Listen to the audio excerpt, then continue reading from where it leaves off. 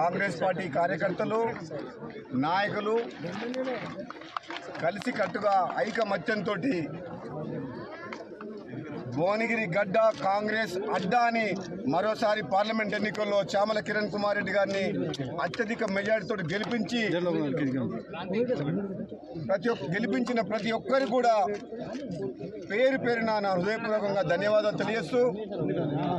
ఈ గెలుపు కాంగ్రెస్ పార్టీ తెలంగాణ ఇచ్చిన సోనియా గాంధీకి అంకితం, రాహుల్ గాంధీ గారికి అంకితం చేస్తున్నాం. ఈ తెలంగాణ ప్రజలు ఈ భూమి ఆకాశం ఉన్నంత వరకు తెలంగాణ ఇచ్చిన సోనియా గాంధీని మరవబోరు, కాంగ్రెస్ పార్టీని మరవబోరు. అందుకనే 2024లో కూడా 19లో కూడా కోమటిరెడ్డి వెంకటరెడ్డిని గెలిపించిండ్రు. ఈసారి ఎంతో హోరాహోరీగా జరిగినా సరే, బీజేపీ ప్రభావం ఎక్కువ ఉన్నా సరే, దాదాపు 2 లక్షల మెజారిటీతోటి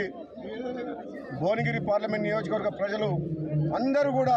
కాంగ్రెస్ పార్టీ సోనియా గాంధీ రుణం తీర్చుకోవాలని చెప్పి ఈసారి పార్లమెంట్ అభ్యర్థిని గెలిపించినందుకు మరొకసారి ధన్యవాదాలు తెలియజేస్తూ ఈ గెలుపులో